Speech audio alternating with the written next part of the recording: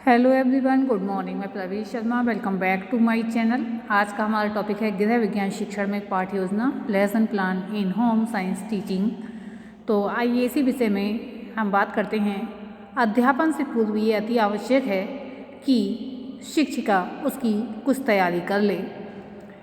वैज्ञानिक रूप से की गई इस क्रमबद्ध तैयारी को ही पाठ्य योजना कहते हैं। गृह विज्ञान शिक्षण में पाठ्य योजना तैयार करने का बहुत ही महत्व है, विशेष महत्व है। वैसे तो प्रत्येक विषय में महत्व है, लेकिन इसमें अपना कुछ महत्व है क्योंकि इसमें दोनों तरीके का कार्य होता है, यानी कि व्याख्यान भी दिया जाता है, प्रयोग भी कराए जाते हैं। बिना प्रयोग के गृह विज्ञान अधूरा है क्योंकि इसमें विज्ञान पूरी तरह से समाहित है। गृह विज्ञान शिक्षण वैज्ञानिक होते हुए भी कलात्मक है। इसका उद्देश्य गृह संबंधी विज्ञान का ज्ञान देकर छात्राओं को सौंदर्य अनुभूति कराना है, जिससे वे भविष्य में अपने पाठ नियोजन गृहों में वैज्ञानिक तथा कलात्मक दृष्टिकोण का सामंजस्य स्थापित करके उस वातावरण का प्रवाह करें जो प्रत्येक कुटुंबी के, यानी कि जो परिवार के कुटुंबी के मानसिक, शारीरिक और नैतिक विकास में सहयोग दे।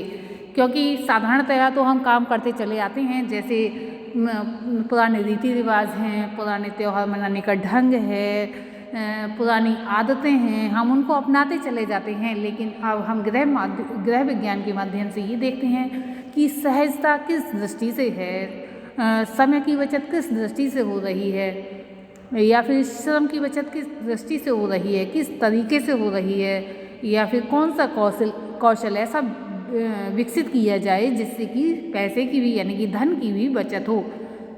तो यहाँ बताया गया है जो प्रत्येक कुटुंबी के मानसिक, शारीरिक और नैतिक विकास में सहयोग दे। अतएव गृह विज्ञान शिक्षिका के ऊपर बालिकाओं, जो छात्राएं होती हैं, और उनके घरों के भविष्य का बहुत बड़ा उत्तरदायित्व हो जाता है। इसका वह केवल पाठ्य योजना द्वारा ही पूरी तरह से निर्वाह कर सकती हैं।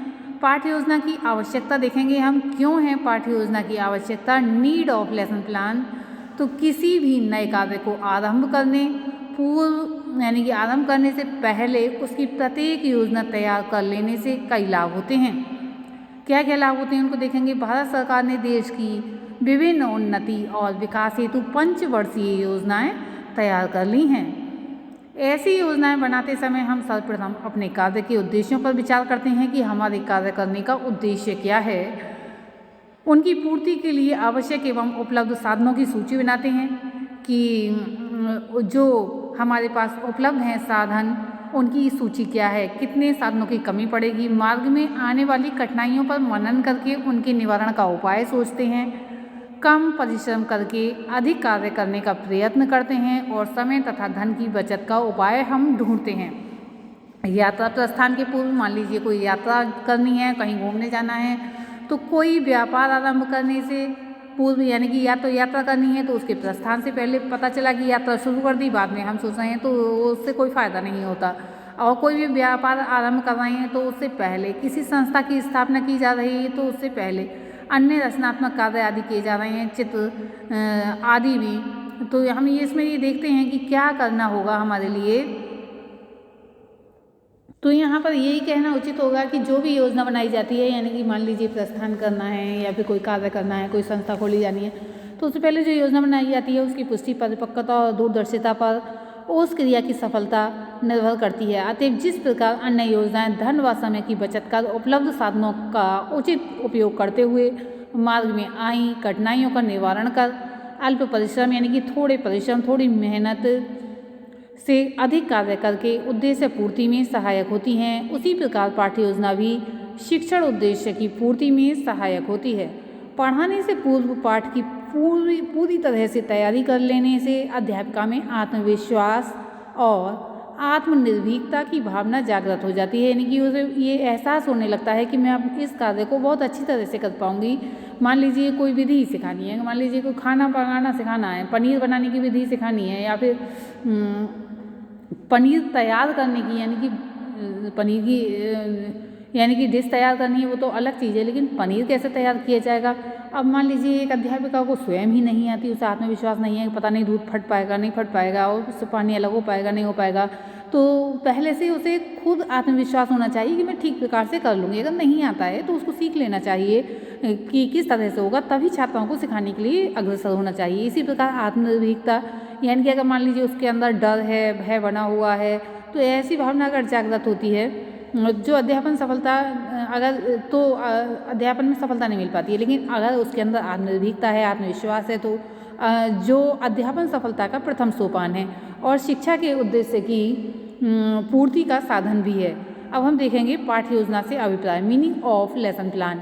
पढ़ाने के लिए कक्षा में जाने से पूर्व अध्यापिका को पाठ विषय, यानी कि जो पाठ्य विषय पढ़ाया जाना है, जो विषय, उस पर मनन करना चाहिए, पढ़ लेना चाहिए। ऐसा करते समय एक तो वह अपने विषय संबंधी ज्ञान को पुनर्जीवन देती है और दूसरे छात्राओं के पूर्व ज्ञान, उनके मानसिक विकास एवं रुचि के आधार पर शिक्षण विधि तथा शिक्षण साधन निर्धारित करती है। यानी कि शिक्षण विधि कौन सी अपनाई जानी है, साधन कौन कौन से होंगे। मान लीजिए कोई मॉडल दिखाना है और मॉडल उसके पास है ही नहीं, या वास्तविक वस्तु उसके पास है ही नहीं, तो छात्राओं के सामने क्या प्रेजेंट करेगी। तो पहले से ये सब चीज़ें तैयार करनी चाहिए। शिक्षिका को अपने शिक्षण की सफलता हेतु ये आवश्यक हो जाता है कि वह छात्राओं की मनोवृत्तियों का विश्लेषण करते हुए मार्ग में आने वाली कठिनाइयों का उपयुक्त, यानी कि ठीक प्रकार से एवं बोधगम्य, जो उनकी समझ में आ जाए, समाधान खोजे, उपयोगों तथा दृष्टांतों की कल्पना करे, यानी कौन कौन से एग्जाम्पल्स दिए जाएं, कौन कौन से उपयोग किए जाएं, और पाठ को निर्धारित क्रमबद्ध तैयार करे। यानी कि पहले अगर मान लीजिए अर्थ है, उसके बाद परिभाषा, या फिर उसका जो भी है मेन बॉडी, वो एक तरह से तैयार कर लेनी चाहिए। निष्कर्ष किया है, इस योजना का महत्व व्यवहारिक, वैज्ञानिक एवं कलात्मक विषयों के शिक्षण में और भी अधिक हो जाता है। हम ये कह सकते हैं कि एक गृह विज्ञान विषय में तो न जाने कितने विषय समाहित हैं, क्योंकि उनमें शिक्षिका को छात्राओं के सम्मुख पाठ्य विषय संबंधी कार्यों को करने की कुशलता दिखानी पड़ती है और इस कार्य का स्तर ऊंचा रखना पड़ता है कि जिसको वे आदर्श कह सकें, यानी कि वो उस पर चल सकें, उन चरण चिन्हों पर, यानी कि जैसे टीचर ने बताया वैसा बालक कर सके। फूलदानों में फूलों की सजावट को दिखाने के लिए शिक्षिका को इस कार्य में स्वयं दक्ष होना चाहिए, उसके लिए तैयारी करनी पड़ती है तथा कक्षा के सम्मुख अपनाने योग्य आदर्श स्थापित करना पड़ता है। अब पता चला कि उन्हें फ्लावर पॉट तो तैयार कर लिया, फ्लावर्स के रंग ऐसे हैं जो कि बिल्कुल पता ही नहीं चल रहा है कि फ्लावर लगे हुए हैं, घास पूरा भरा हुआ है। तो इन चीज़ों को भी ध्यान रखना चाहिए कि किस प्रकार के आकर्षित करने वाले, मन को लुभाने वाले, मन को शांति प्रदान करने वाले कलर होने चाहिए, फूल सुंदर होने चाहिए, तभी फ्लावर पॉट अच्छा लगेगा, आकर्षक लगेगा। पाठ्य योजना में ध्यान रखने योग्य बातें देखेंगे। तो पाठ्य योजना बनाते समय कुछ बातों का ध्यान रखना चाहिए। वे बातें कौन कौन सी हो सकती हैं, हम उनको एक एक करके बताएंगे। सबसे पहले पॉइंट में हम देखेंगे कि शिक्षिका को पूर्णतः ये विश्वास होना चाहिए कि पाठ्य विषय पर जो उसे अधिकार है, यानी कि जो पाठ्य विषय पढ़ाने जा रही है उस पर अधिकार है, उसके बारे में उसको पता है, उसे उसमें दीक्षित होना चाहिए। व्यवहारिक विषयों में उसको कार्य करने की पूर्ण योग्यता होनी चाहिए।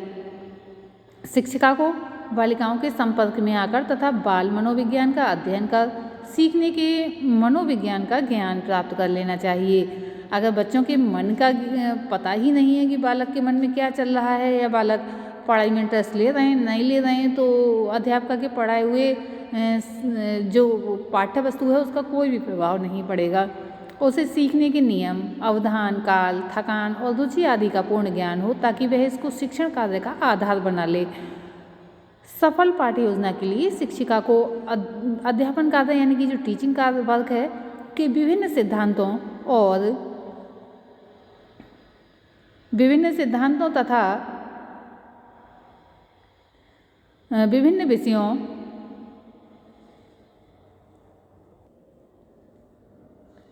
के पढ़ाने में ये यथोचित विधि का चुनाव करके और फिर उसी के अनुरूप पाठ्य योजना तैयार करनी चाहिए। शिक्षिका कक्षा की छात्राओं की व्यक्तिगत विभिन्नताओं से परिचित हो।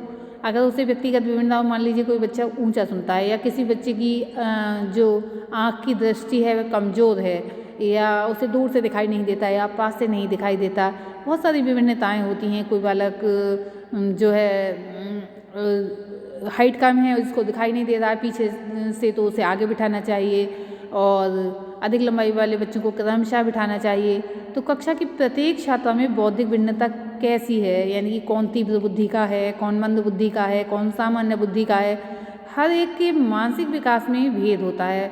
स्वभाव में अंतर होता है, रुचि भी अलग अलग होती हैं।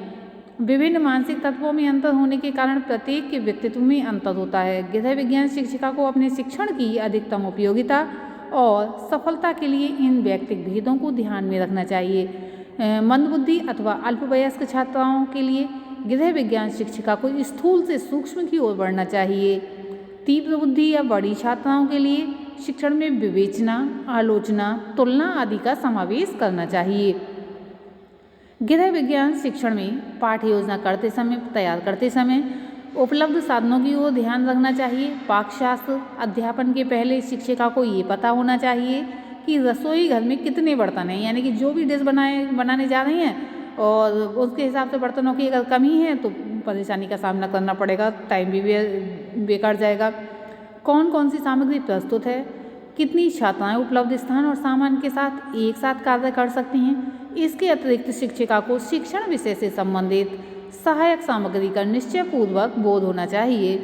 शरीर विज्ञान में आँख की बनावट और क्रिया पढ़ाते समय आँख का मॉडल, चित्र या चार्ट आदि जो कुछ भी उपलब्ध हो उसकी जानकारी अध्यापिका को कर लेनी चाहिए। पाठ्य योजना के पूर्व समय निश्चित हो जाना चाहिए जिससे योजना उस समय के अनुसार ही बनाई जाए। पाठ्यक्रम में बच्चों को दोहराने की सामान्य प्रकृति के आधार पर विषय को दोहराने के लिए पर्याप्त अवसर देना चाहिए। मान लीजिए कोई पाठ पढ़ा दिया, उसके बाद अगर छात्राओं को दोबारा से उसे पढ़ाने का मौका नहीं मिलता है, कहने का तात्पर्य ये है अध्ययन करने का दोबारा से मौका नहीं मिलता है, तो वे उसे प्रायः भूल जाती हैं। जहाँ तक संभव हो सके बालिकाओं के शिक्षण विषय संबंधी पूर्व ज्ञान का पता लगा लेना चाहिए जिससे उसके आधार पर बोधगम्य यथा योग्य नया पाठ्य विषय उपस्थित किया जा सके। आजकल यूरोप और भारत में जर्मन शिक्षा शास्त्री हार्वर्ड की पाठ्य योजना पद्धति प्रचलित है। हार्वर्ड ने प्रत्येक पाठ को 5 सोपानों में विभक्त करके क्रमशः एक सोपान को लेकर पाठ पढ़ाने का नियम बनाया था। कहीं कहीं NCERT के पैटर्न पर पाठ्य योजनाएं बनाई जाती हैं, तो सबका अलग अलग तरीका है। तो आज की इस वीडियो में इतना ही, नेक्स्ट वीडियो में आगे का देखेंगे। धन्यवाद।